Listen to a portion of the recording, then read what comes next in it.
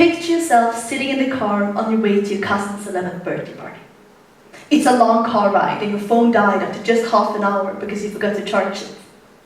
In the front, your parents are listening to some music from their days, music that you have zero interest in listening to. Your head feels heavy against the cold glass of the window as you're looking out at the fast-changing surroundings. Trees, a farmer's market, trees, maybe a gas station, a field of tulips. Was that a thrift store? You're not tired, you're bored. And the time you spent in the car feels like forever. Now, imagine yourself after the birthday party. You're not looking forward to the car ride home. You remember the long hours spent on getting there. You did charge your phone when you arrived at your cousin's, but you used it during the party, so it's dead. Again.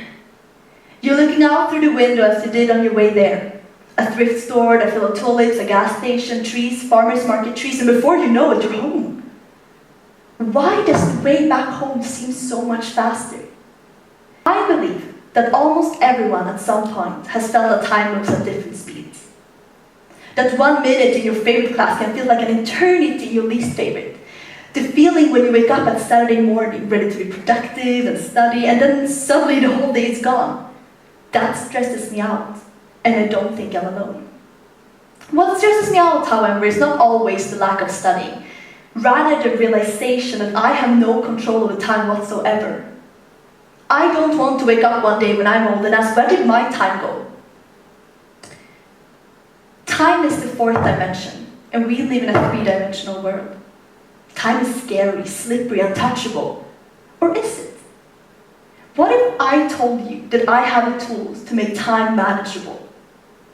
What if I told you that I have a tool to make you a fourth-dimensional alien? Today I will explore the tools that make it possible for you to control time. The tool that will make you feel more in charge. The perfect combination between everything and nothing. Let me present boredom. When we are bored, we perceive time slower.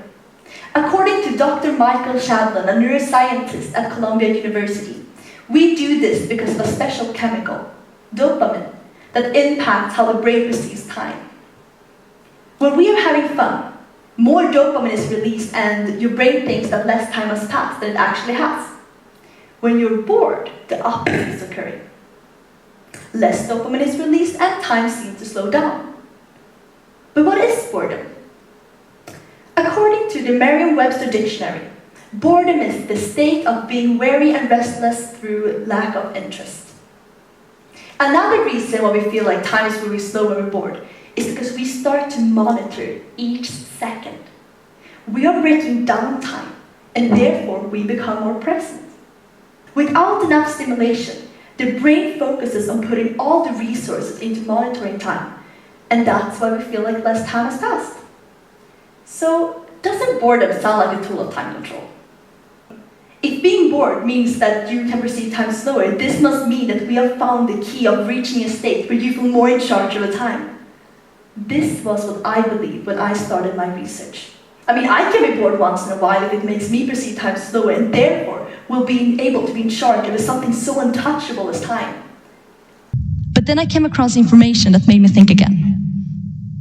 According to the International Epidemiological Association, being bored can shorten your lifespan. Boredom can, like stress, place pressure on your heart that may increase your risk for a heart attack, depression, which shows that being bored in order to control time is not that sustainable in the long run. But boredom does not only have negative aspects. To avoid terrifying you, I feel like I need to present some of the good aspects of boredom. According to Jennifer Schultzler of the New York Times, boredom has been an important source of creativity, well-being, and our very sense of self. When I go on walks, for example, and I feel a little bit bored, and I don't listen to any music or something, I start to develop some of my most creative ideas. Give me 10 minutes and I will have 2 book ideas, 3 directed movies, and a fully developed company in mind. So even though boredom has 2 sides, with one of them being quite beneficial, it's not the tool I want to use to control my time. Instead, I want to focus on the positive part of boredom and skip the part about boring yourself to death. Now, take a look at what we have left. That's inertia. Inertia can be a row of things. Inertia can be everything from Inactivity, laziness, and apathy. But the way I will interpret inertia today is as the constant slowness around us. By being aware of this slowness, we are able to dilate the way we perceive time. An example of when we feel the presence of inertia is when you are bored and time is dragging itself forward. But it can also be when you're doing something deliberately slow, like when you're enjoying a good meal. Being bored presents you with one of two options.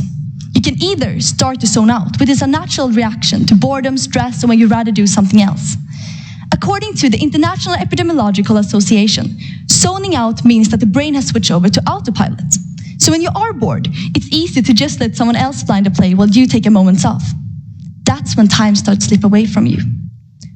Or you can choose to ground yourself and become more present. Working on being present and choosing to do activities that enable you to do so is a very easy task to do. When you feel like the time is running over you, when you feel like the time is out of your control, choose to do something where you need to pay close attention to what you're doing. I know that when I started to knit, for example, I felt like time went by excruciatingly slowly. I felt this way because I needed to be there with my yarn, with my needles at every second, not to mess up my soon-to-be sock. So when I then looked up after 20 minutes, that's 1,200 seconds. 1,200 present seconds. It felt like an eternity went by. Time was not flying. So, when you feel like time is running away from you, choose to use the force of inertia and bring yourself back to the present moment. Unfortunately, oftentimes, when one feels bored, they turn to another option. Let me present the bad guy, the killer of control, the killer of time, the absolute villain. Routines. I know that it's very easy to turn to this when the time feels out of control. Series with at least 8 seasons. Woo, that's living. No, that's allowing yourself to zone out. The ability to zone out is why routines, familiarities, or doing things where you don't need to pay close attention to what you're doing aren't that successful if you want to slow down time. Routines allow you to zone out, but at a cost. Brain work. So when you do something new, something hard, something where you need to focus a lot while doing, something that makes your brain work harder, you will perceive time as slower. This is what routines prevent us from doing. To be able to feel more in charge, we need to wake up every day and actively take control. Make an active decision not to fall into the same routines over and over again. According to Belbeth Cooper, a journalist at Buffer, we perceive time slower when we experience something new because our brains need to process this new information that does not always come in a proper order. This leads to our brains needing to reorganize this information before we can perceive it and understand it. The longer it takes for the brain to process this information, the longer we will perceive time to be. If you compare this to when we do something familiar, the reorganization goes faster, and therefore, so does time. This also explains why it feels like time is moving so much faster now than when you were younger. When you were younger, everything you experienced was experienced for the first time. The way back home from school, how to read, how to bike, swim, talk, eat. What's a summer break? First love, first football game, first sleepover. So many firsts, so much brain work. So if we try to do new things, or if we do things that we know will make our brain work harder, we will be the one holding the key to time control. It might take a little bit more time, and it can sound very challenging as well to slow, to just sit down and learn something new. But we need to allow ourselves to be slow, dare to try and use inertia. I know that being deliberately slow or deliberately choosing activities that you will find harder because they're not familiar to you can sound very weird. It might sound very boring. I know that I'm a very stressed person, and I can have a hard time to just slowing down and take my time on things like breathing, going on a walk, or just stand and bake for a few hours. I find this very challenging because I live my life in a hurry. There's always somewhere I need to be, something I need to do, want to do, and then I complain that there's no time. This constant hurry has made me feel very out of control of time, but I've realized that giving yourself time to do things more carefully, Using the resistance of inertia only sounds boring because we are so used to a tempo. We are never slow. We are living in a time when we have constant amusement. A time where we don't need to be bored ever. We always have something to do. Some social media to scroll on, some phone games to play in the small breaks between our busy and structured life we're living. This leads to us rarely pay close attention to anything because it takes that extra second we don't think we have. The thing is that that extra second of observation is exactly what you need to take back your control. Time is not scary. Time is not slippery and time is not untouchable, but it is overwhelming if you don't know how to approach it. Okay, so why do you need these tools? Why would you want to use inertia, the force of slowness? By understanding how to approach time, you can turn this overwhelming fourth-dimensional force into power. Feeling that you have the opportunity to get control and feeling that you have the opportunity to help yourself is not only stress-relieving, but empowering. Feeling powerless is for me one of the worst feelings in the world, and these tools can prevent it.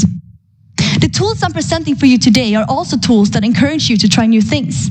Meet a new person, challenge yourself. Maybe you find a new friend. Maybe you find a new hobby. Maybe you find a new favorite place. Being more aware of your surroundings and putting yourself into new situations can lead to a row of benefits that can increase your quality of life.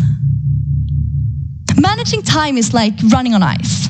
It's hard, slippery, and frustrating, and you recognize that at a moment's notice, you can be effortless sliding forward and then suddenly struggling to take a step.